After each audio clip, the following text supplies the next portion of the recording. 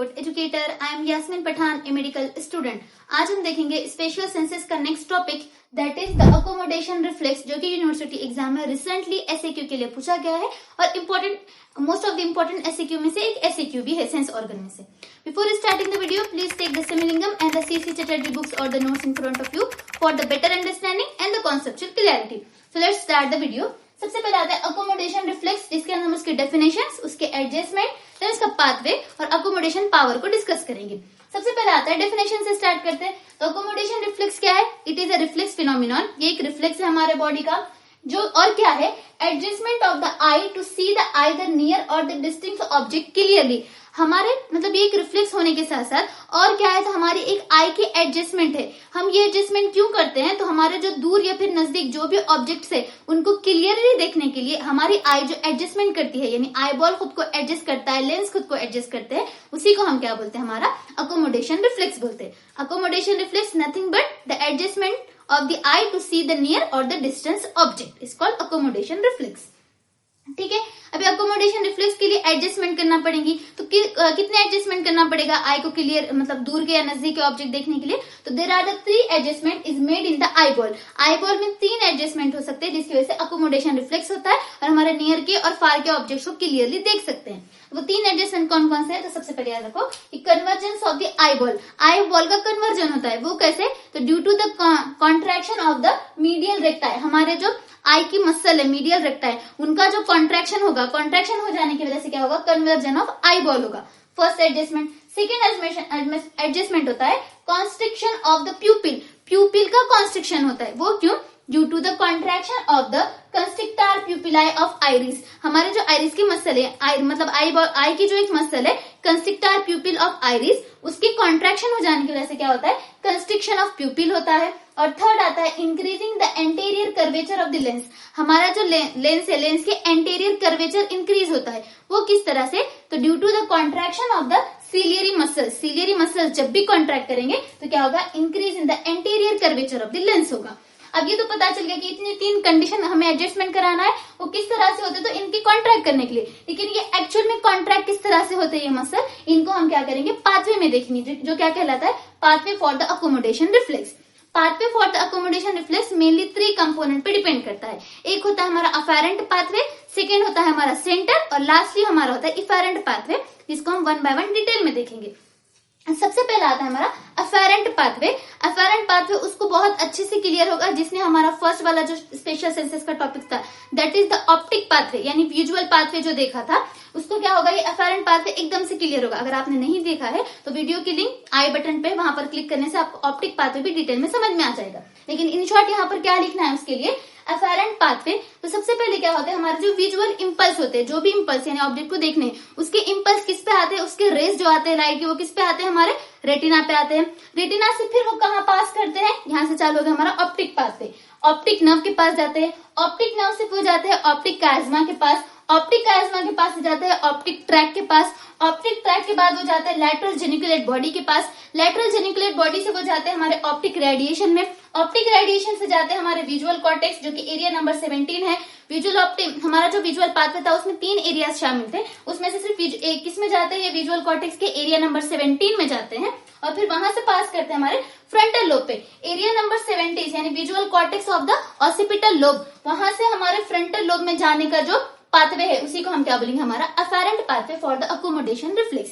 ठीक है, इसमें पूरा पहले तो मैं ऑप्टिक पाथवे लिखना है, पूरा डिटेल में डिस्क्राइब नहीं करना है, जैसे इनके कंपोनेंट को ऐसे बताना है। मैंने यहाँ पे एरो के थ्रू बताया, आप वहां पर थ्योरी में भी राइट डाउन कर सकते हो पेपर लिखते टाइम, या फिर ऐसे एरो में भी बना सकते हो। ठीक है, तो इसमें क्या होता है कि विजुअल कॉर्टेक्स एरिया नंबर 17 से जब इंपल्सेस फ्रंटल लोब में इंटर करते हैं, उसी को हम क्या बोलते हैं? हमारा ऑप्टिक पाथवे बोलते हैं। ठीक है, तो ये क्या था? अफेरेंट पाथवे बोलते हैं। तो ये था हमारा पूरा अफेरेंट पाथवे।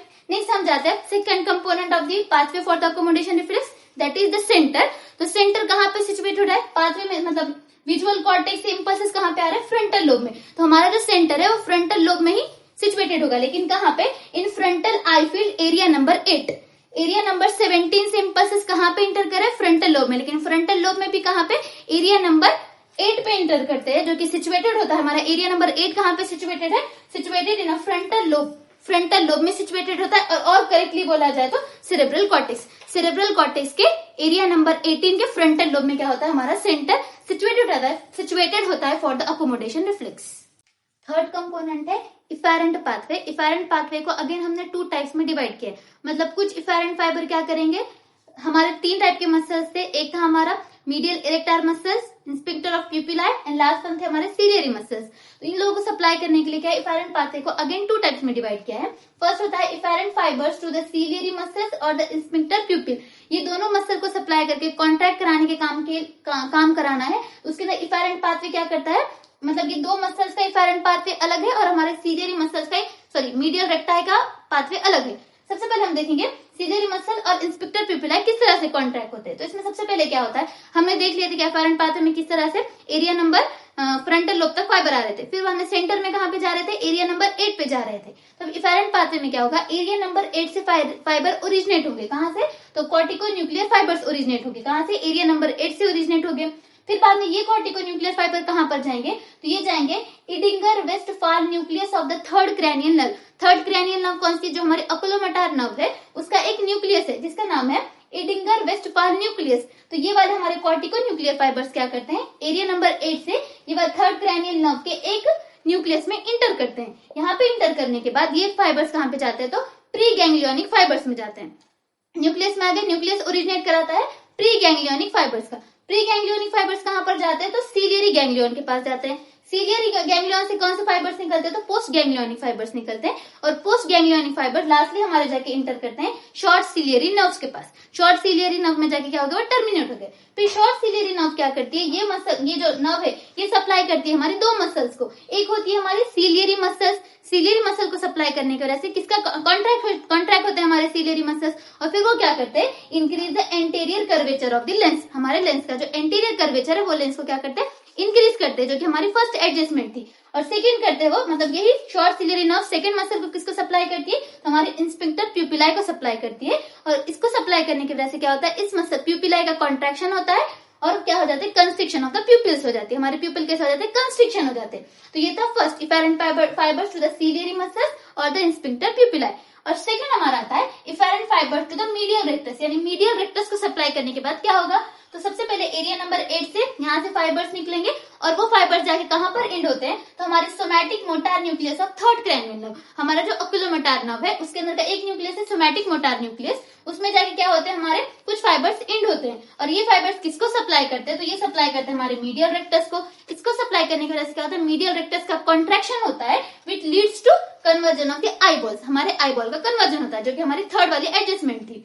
ये था पूरे उसके पाथवे, फर्स्ट एफेरेंट याद रखना, सेकंड सेंटर और लास्टली इफेरेंट। इफेरेंट में 2 मसल्स का अलग और मीडियल रेक्टस का अलग। और सेम है इसके अंदर, जस्ट क्या है, यहाँ पे इंडिगर वेस्टफाल न्यूक्लियस है, थर्ड क्रैनियल नर्व है दोनों में भी, लेकिन यहाँ पे इंडिगर वेस्टफाल न्यूक्लियस और यहाँ पे है somatic motor nucleus of third cranial nerve. और लास्ट पॉइंट हमारा इसके अंदर अकोमोडेशन रिफ्लेक्स में आता है amplitude of accommodation in different ages. Age के साथ क्या होती है, एम्पलीट्यूड जो अकोमोडेशन करने की पावर होती है वो डिक्रीज होती चली जाती है। अकोमोडेशन की जो यूनिट है वो हम डी से लिखते हैं और डी का मीन्स होता है डायोप्टर, यानी उसकी जो यूनिट है उसको क्या बोलेंगे, हम डायोप्टर बोलेंगे। जब 10 इयर्स की एज में अकोमोडेशन रिफ्लेक्स का एम्पलीट्यूड कितना होता है, यानी कितने पावर होती है आई को एडजस्टमेंट करने की, तो होती है 11 डायोप्टर।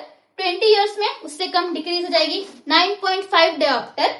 13 इयर्स के पास करीब करीब 7.5 डायोप्टर एंड 14 इयर्स में होती है हमारी 5.5 डायोप्टर। ऐसे 15 इयर्स में 2 डायोप्टर। यानी ऐसे ही क्या होती है, विद एज हमारे अकोमोडेशन जो कि एम्पलीट्यूड की पावर है वो क्या होती है, डिक्रीज होती जाती है। ये था पूरा हमारा अकोमोडेशन रिफ्लेक्स फॉर, जो कि यूनिवर्सिटी एग्जाम में एसक्यू के लिए पूछा जाता है, शॉर्ट वाला क्वेश्चन है।